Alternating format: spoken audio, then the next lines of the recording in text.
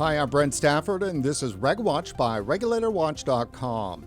It feels like déjà vu. Donald J. Trump is back in the White House, and once again, regulators, public health, and anti-vaping activists are on the warpath over vaping. But under Trump 2.0, it's possible they just might win. 6 years after the disastrous so-called vaping-related lung illness, public perception has collapsed. A majority of Americans now believe nicotine vapes are harmful as harmful or even more harmful than smoking. The FDA's war on vaping is growing, not easing. Thousands of vape shops have shuttered, and advocacy itself is struggling to stay afloat. But déjà vu works both ways, as veteran warriors in the battle to save vaping have returned to the field. Joining us today, look at that bad switch right off the bat. Joining us today to talk about the fight ahead is Tristan Thompson, a veteran vaping advocate and one of the driving forces behind We Vape, We Vote, which was the movement that really kind of nailed things in 2019. Tristan, how are you doing? You doing good, Brent. It's good to see you. How you been? Oh, I've been good. Been good. Though fighting with the technology as always. So let me finish this introduction. You are the board president of the United Vapers Alliance and head of the Vaping Legion. And you helped lead the charge in 2019 when thousands of vapers filled the National Mall to protest Trump's proposed flavor ban. And for those people who don't quite remember it, yes, President Trump in Trump 1 proposed a flavor ban. Now, 6 years later, with Trump back in power and the FDA doubling down, Tristan is back on the front lines, rebuilding the grassroots army that once shook Washington. So anyhow, Tristan, thanks for coming back to the show. That was my pleasure. It's always my pleasure. I love coming on RegWatch, man. It's actually my favorite show to come on. Oh, thanks, man. I really appreciate that. So, look, let's get into this. Is this a renewal of the war on vaping, or just a continuation of what we faced in 2019? I would say it's a renewal because, I mean, if you think about it, the tactics are pretty different. You still have the FDA visiting shops and sting operations actually happening twice in the same day. I witnessed that via video personally. And then you also have the raids taking place where they're claiming to be seizing Chinese-made product, but also seizing more American-made product than Chinese-made product, which was very, very strange. So the strategy has changed. I don't think we're in a worse place. I know that everybody thinks that's going to be crazy, but I mean, it's not. Right? The worst place that we could possibly be in is completely done. Everything's banned. There is nothing on the shelf, no consumer point of access. It's so restricted that, like even making it at home is bad. Like it's not that bad. But it's bad enough to the point where shops are closing still. People are going out of business. Consumer, access is significantly shrinking day by day. But it's still something that can be saved. I think that to throw the towel in and say it's beyond saving is foolish because, just to make my point, I want what was there for me.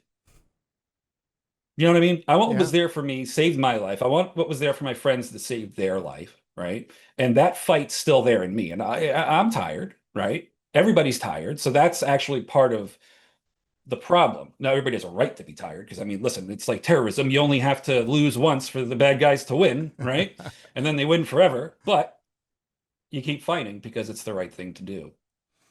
So, I mean, it certainly appears to be something different recently. Tobacco control first had its war on tobacco, then its war on vaping. And now in just the last couple of years, they've reframed it into a war on nicotine. And I mean, it's really becoming nicotine control. Like, what the hell? Correct. What the heck is that? I mean, look at the legislation that Detroit just drafted, right? Well, I could understand not wanting to have people smoking cigarettes, cigars, or me throwing an obnoxiously large 12-foot cloud there. I get that. But to go off and ban, smokeless, vapeless options, just harm reduction options in general from public venues, like the stadium is completely insane to me.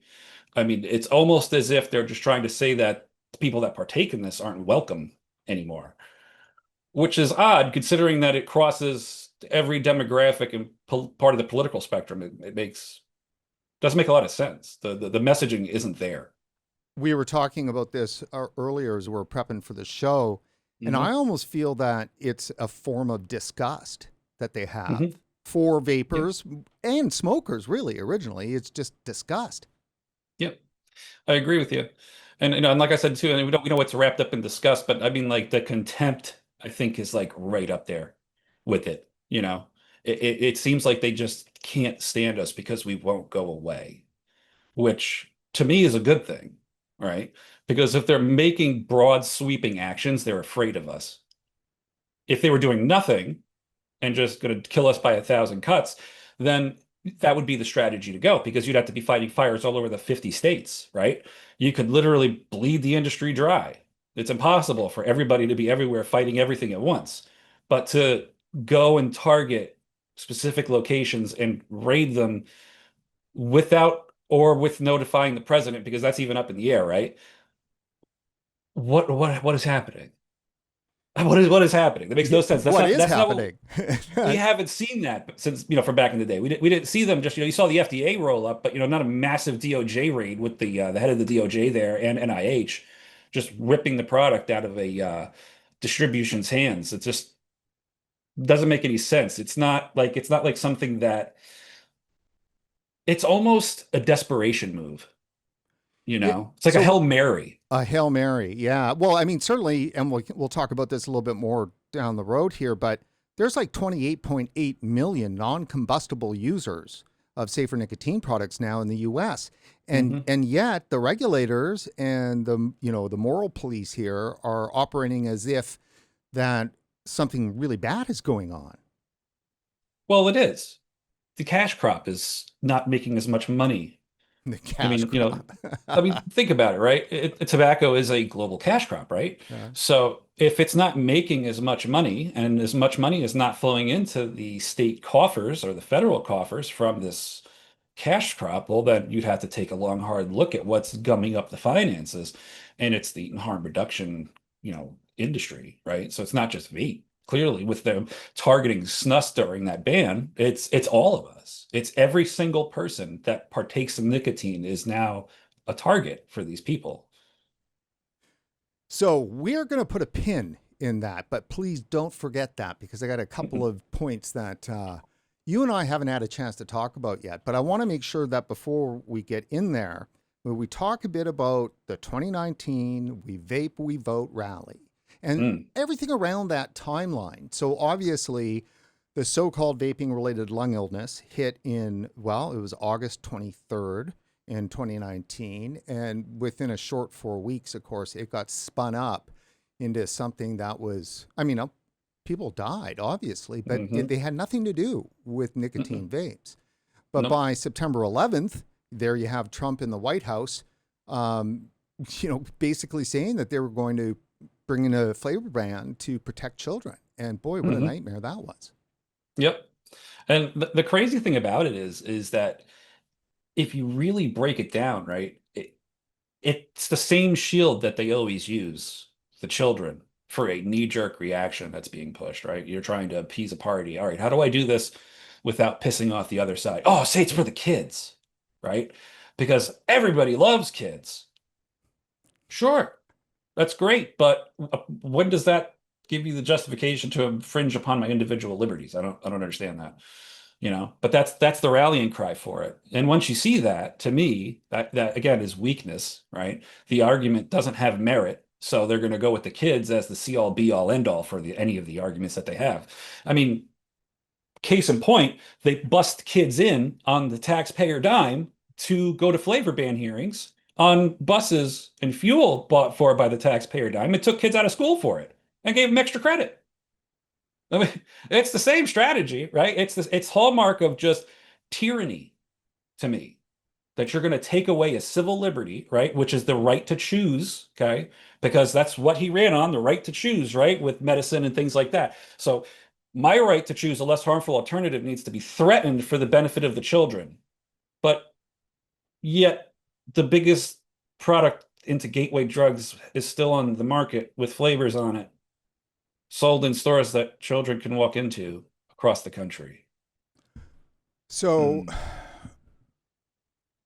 so things were looking pretty dire by Hmm. October of 2019. what brought the We Vape, We Vote rally kind of into coherence, that you knew that this is what had to be done, and then execute it? So it was actually pretty simple, right? Talking to a bunch of other advocates, we came to the conclusion that vaping is a very serious voting block, right? A couple million people is pretty dangerous. And then when you craft a narrative that we control the swing states, right? You get that out there. And we vape, we vote literally became the spear that we pointed towards the enemy of vape. It was pretty much a self-writing story, right? Because it's simple, it makes sense, and it targets what politicians fear most, being put out of a job, right? Oh, now this muddies the water of the election more than it already was. Look at these guys. They're all pissed off at us. Case in point, meetings were off, meetings were back on, right? So it was a very simple narrative with the ask of don't don't ban flavors. Don't regulate us to death. But the focus was more on the we vape, we vote, because we figured if we could get him to leave us alone and he wins the second term, we got time to craft the things that we want. No, we all know how that turned out. So several thousands of people turned out for the rally. It was on a Saturday at the National Mall, and RegWatch was there, of course. So let's take a look. I've got a 3-minute clip that we released within a day or two after getting back from the trip, and here it is as aired back in November of 2019. Do you know who is best suited to survive a regulatory minefield? Big tobacco. That's right, big tobacco. So, all of you politicians and nonprofit health organizations that are pushing the flavor bans and the elimination of freedom of choice, congratulations. Big tobacco thanks you.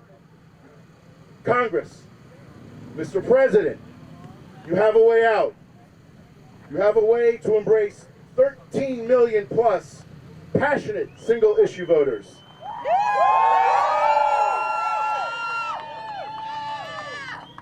Many of us voted for this current administration because we saw something in ourselves. We saw an outsider, we saw an underdog, not afraid to speak up, not afraid to take on the system.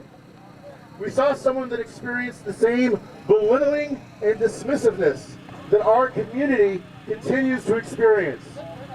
We saw someone who would fight against burdensome government regulation for all.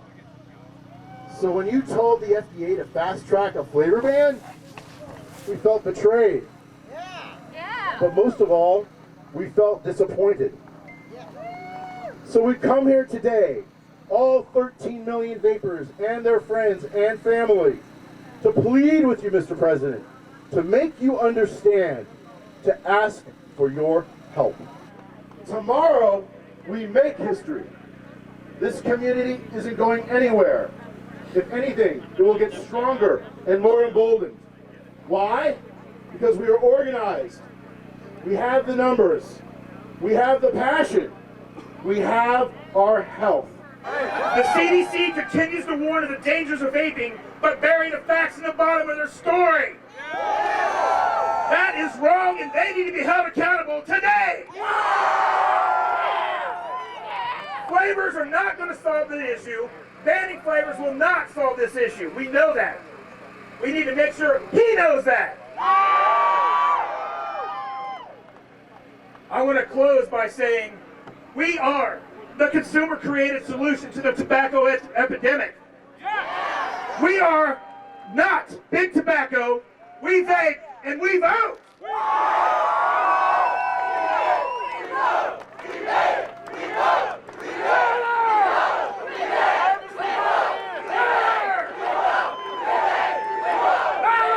Keep it going. Make it hear it.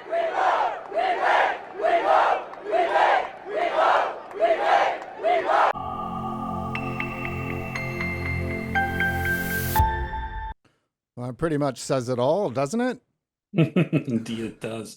I got to tell you, Sherwin and James are my brothers. I love those men. James actually sits on the board of UVA now. He's our secretary. He's still in it. Still in it. Still as passionate as he was in that day. It's incredible. I don't know how he does it. Always chipper and always passionate. It's inspiring. So tell us, was it effective? Oh yeah. Big time. A lot of people don't know this. They didn't track it. So what happened was the day before the rally, there were supposed to be meetings with the Trump administration, with all the big orgs, right? VTA, SFATA, the bigger companies. Mitt Romney was going to be there, right? And that ended up all happening, but it happened after the rally because they flew over us, and Trump said, "Who the hell is that?" And the person that was with him said, "Sir, that's your voting, your voters. They're pissed." So yeah, especially because I mean, if you think about it, right, the view he got when he flew over us, when we got moved to the Washington Monument by the National Park Police, was like the best thing that could have ever happened because it was so organized. There wasn't people throwing a temper tantrum in the streets, pissed off we had to leave the ellipse. No, no, no. Uniformed, shield wall, everybody up pointing at the helicopter. Meetings were back on. Boys were at the table. That was the goal, right? To get our people in the room with the people that thought that they had this in the bag. And it was a great success. That was the whole game plan.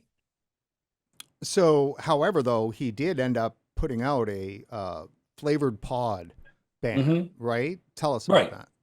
So, I mean, if you think about it from a political standpoint, he really didn't have much of a choice because he'd already committed to it. He already said all these things about us, and then he goes off and has the meetings anyway after he canceled them because he was taking such a hardline stance, and then he goes and does nothing about it. I mean, how do you survive that running for re-election? You kind of don't. Your opponents would just butcher you, call you, a big tobacco sellout.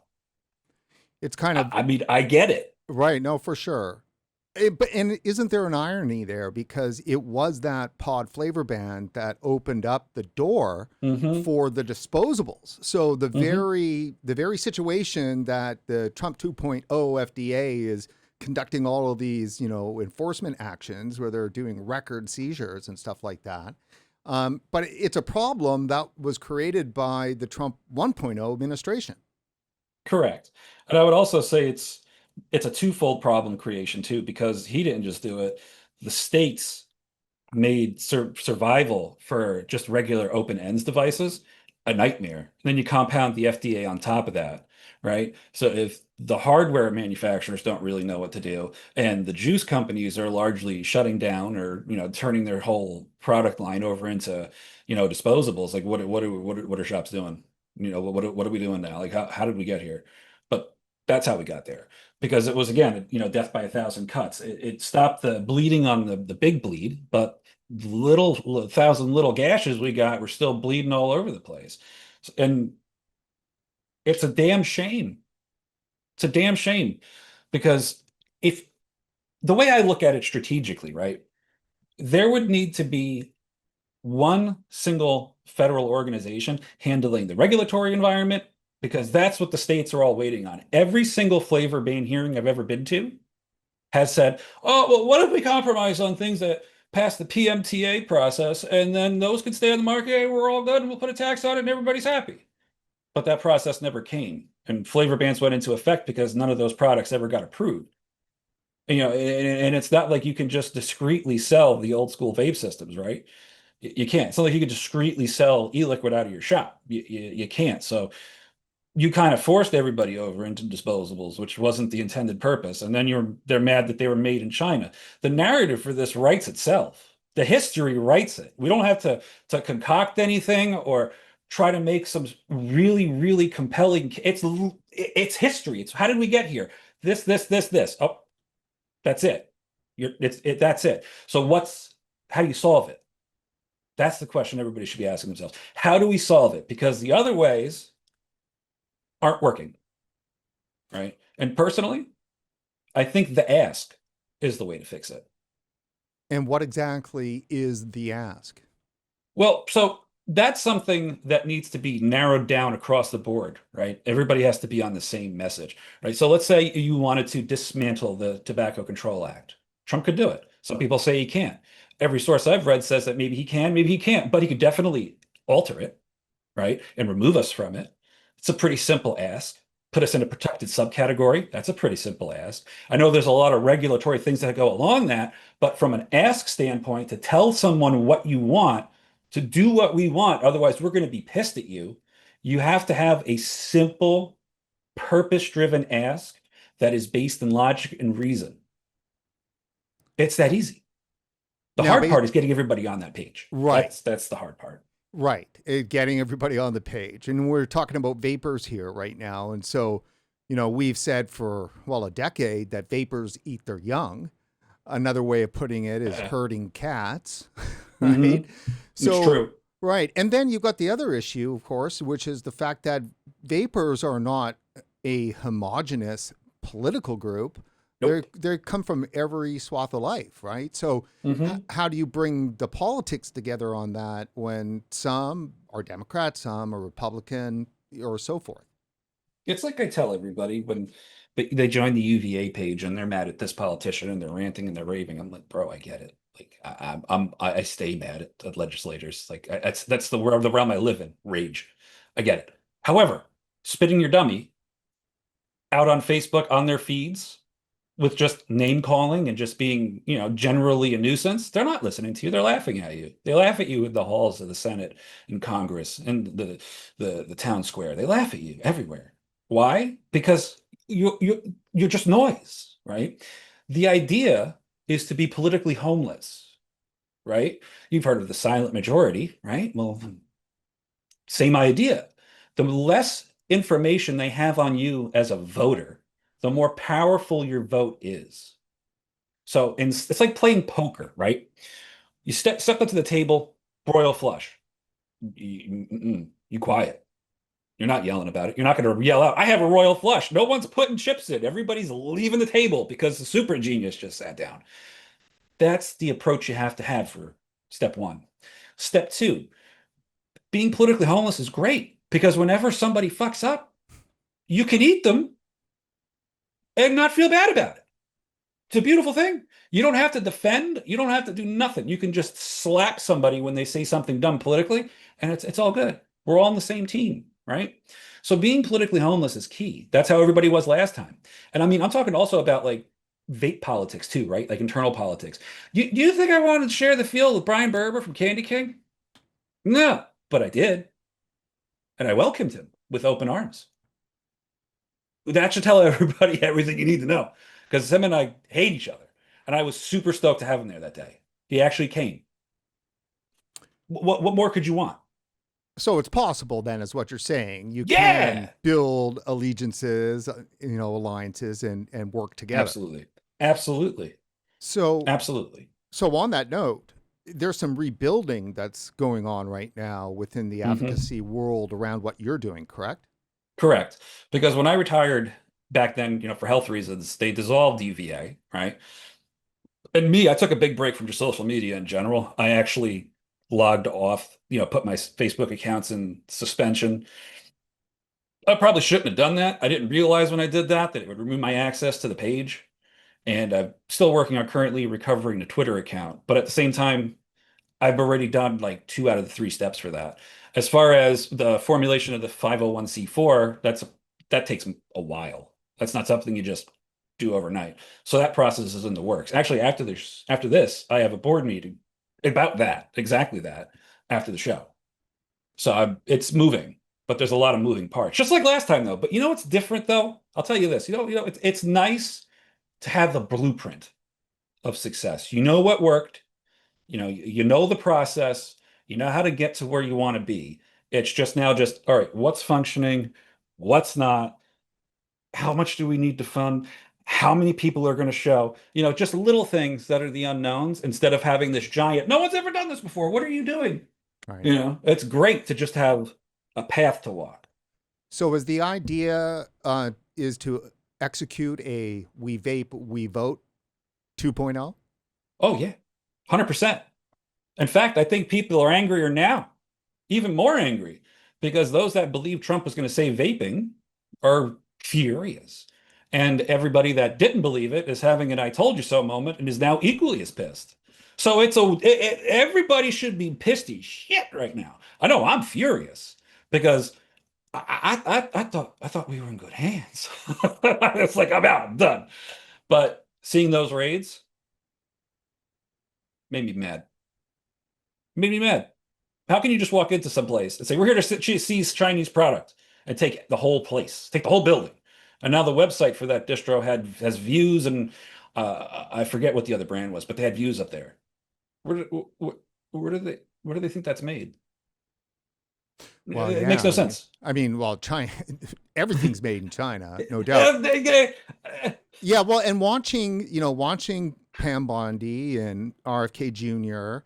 and Macri use this language that's the same tone and disgust kind of language that we have throughout the whole of Biden administration, and then from the public health layers of Trump 1, it's like we were expecting something better from this government, and that was not delivered. No, not even close. It's the farthest thing from it.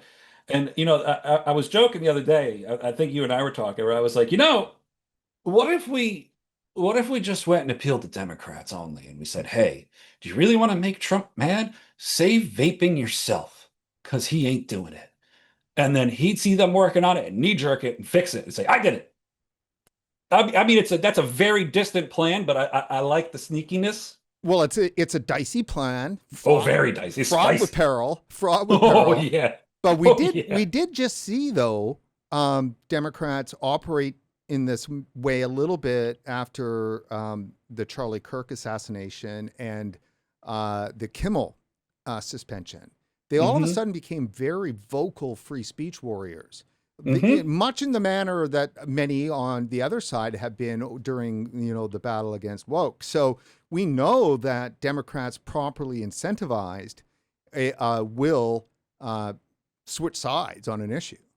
Yeah, that's what I mean. And again, that's why being politically homeless is so important, because if you are to just go all in on Trump, right, and he does nothing, you lose. But if you also have the appearance of, oh, they're super pissed at Trump, we could earn all these voters, let's do something about it, you're dual wielding at the same time, and you don't even mean to do it.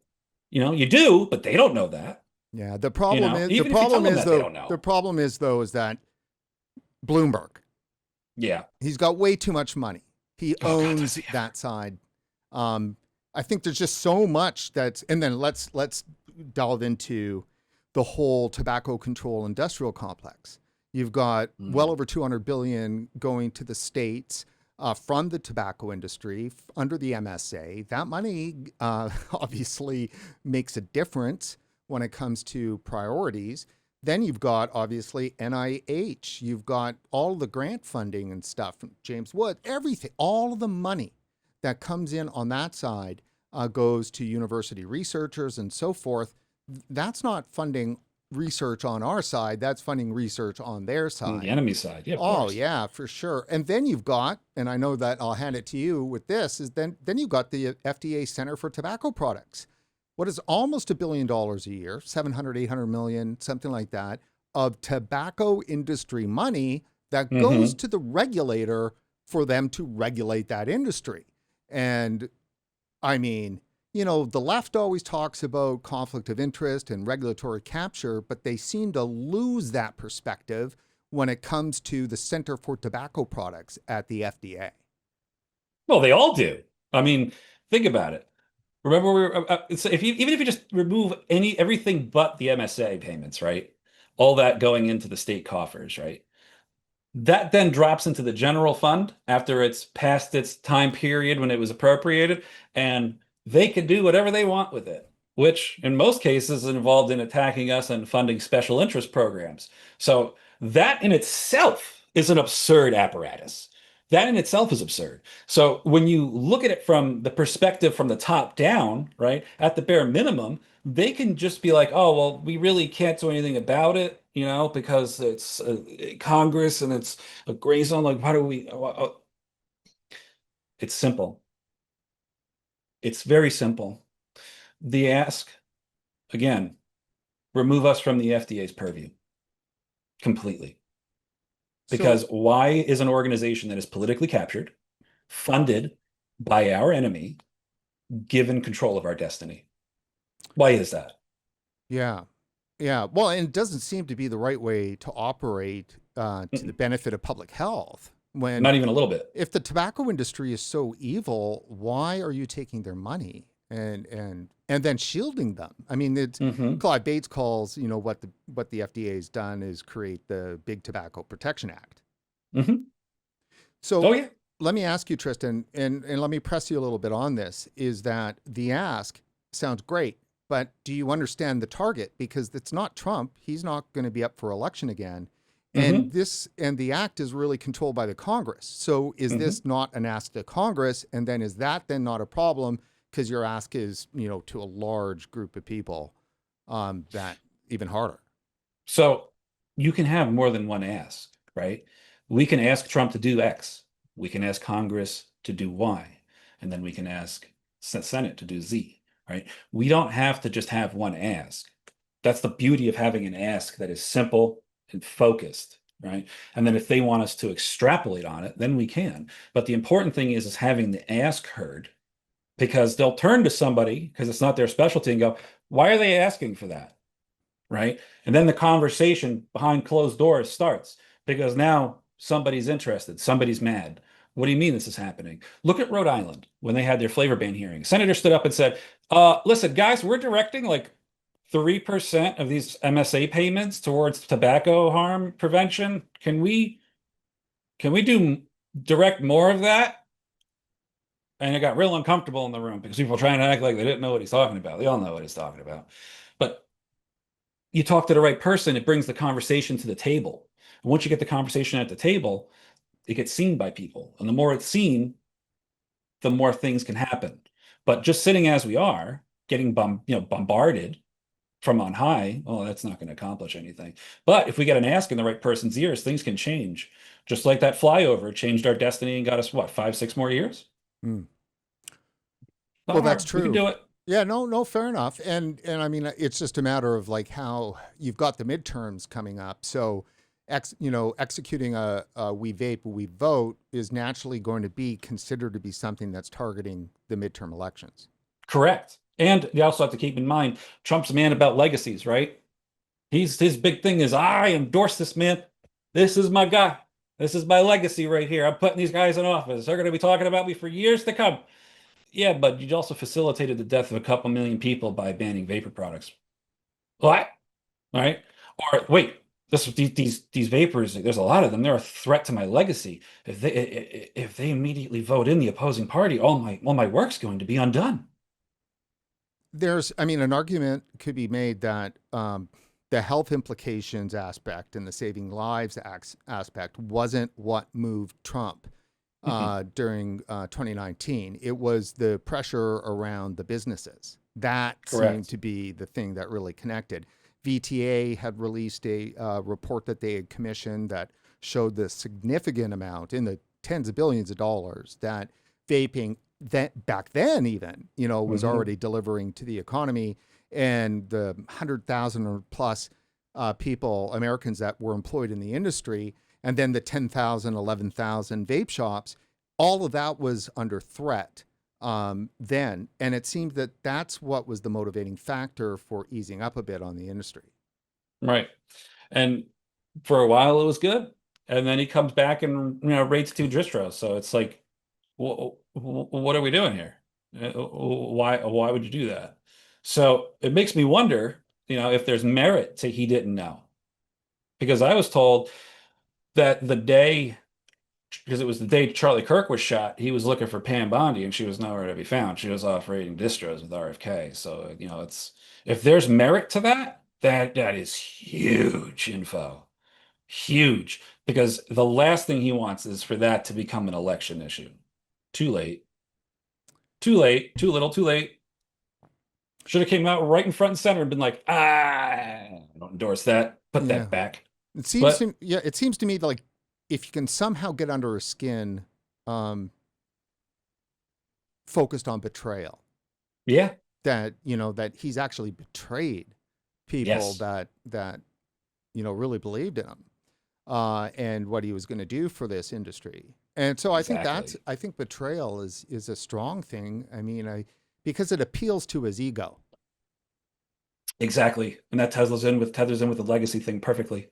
Because that's exactly what he's doing. Hence the ballroom, right? The arch. It's all legacy stuff. So he wants to make sure he has this pristine legacy that everybody can see because it might not matter 10 years from now, but it'll matter 50 years from now. Well, when all those people are dead because of what you did, that ain't really going to matter because they're going to remember, family's going to remember the day Trump destroyed the greatest harm reduction product ever. They're going to remember that. That's the way to go.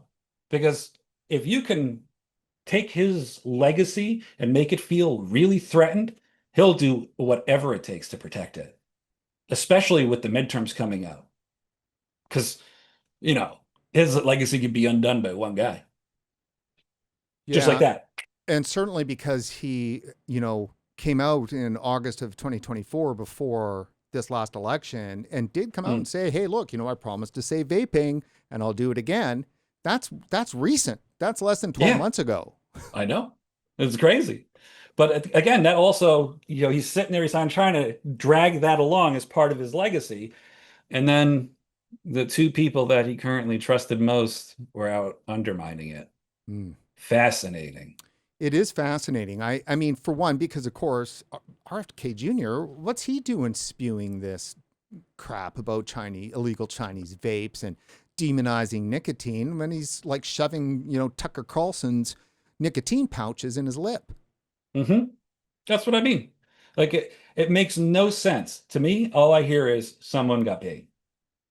That's all I hear. Yeah. Because that's such a brutal about face when you were like, oh, it's absolutely safer than cigarettes. All right, great. We're going to destroy it. What are you talking about? So it all ties together quite nicely narratively. It just requires some very loud, angry, but focused group of people to do something about it and seize the opportunity that's presented. That's all it takes. That's all it took last time. That's just like last time. Yeah. So what's the plan then? How are you bringing everybody together? How can our viewers help? What's the next steps? Same strategy as last time, right? When we originally started this, we made a big hype train, and that is in the process of being done. But we also need to get a feel at the same time for, just like the first time, realistically, how many people are going to come, right? Because that also depicts the venue, right? If we're going to have like 1,000 people, all right, Freedom Park, easy to fill, super noticeable. It's by the roadway, people will see us. It's a good choice. If we're going to have like 2,000 to 3,000 people, we going back to the Ellipse, because that was destiny when he flew over us. I still can't believe that happened.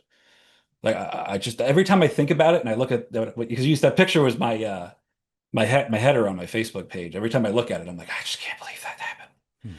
But if that size of crowd, we have that again, like if I get that vibe that we're going to have that again, oh yeah, back to the Ellipse. But it all really, honestly, it all boils down to how badly the consumer wants to save what's theirs, right? I don't expect the consumer to pick up the sword for a vape shop. A lot do, and I'm proud of you, but I don't expect that, right? I'm not saying that you have to do that, right? I'm not saying that you have to do it for the community either, right? Because some people vape and they're not even part of the community. Look at the elderly, right? I'm not talking about that. What I'm talking about is saving it for yourself. There's no better reason than personal freedom, right?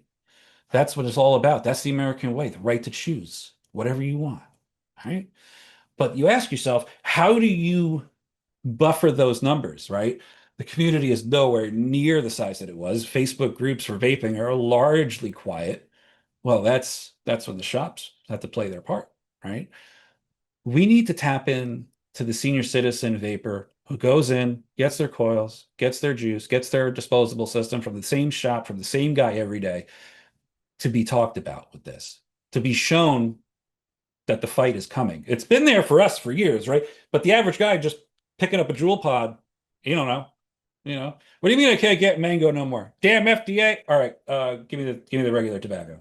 They don't understand. They have no idea of the regulatory apparatus around us. That's the people we need to reach, right? The more old folks we have on that, in that ellipse, in Freedom Park, the more powerful we become, because they vote. Let me tell you something. They are scared of them. They vote. So you got a lot of pissed off old people. Politicians are going, oh no, he fucked up. So vape shops, if you're watching, listen to me. I'm telling you, reaching out to the terminally offline consumer is paramount because that's the real force, right? Just the community that's online alone is a force to reckon with. But when you bolster that with the numbers of the terminally offline and angry people at the people that are angry at the government, like for reasons we're not even old enough to understand, right? You tap into that fury and tell them, oh, it's coming. They just seized all the China. You like that? Yeah, they coming for that. We can carry that no more, not for long, you know? And tell them why? Oh, even I can't get that angry. So should people be going to the UVA Facebook page and trying to join? Yes, everybody gets admittance as long as you're not a bot. And I'm pretty good at sniffing out bots, but everybody gets allowed in. There's only 3 questions in there, really simple. The big one is, are you registered to vote? Do you plan to register to vote? And if you're registered to vote, are you ready to do whatever it takes to take back our narrative? That's it. That's it. It's cut and dry. Otherwise, you get in. Well, that's awesome. Well, look, Tristan, I mean, keep in touch with us. We'll be happy to have you back on to talk about the events as they're unfolding. And if you need any help, let me know.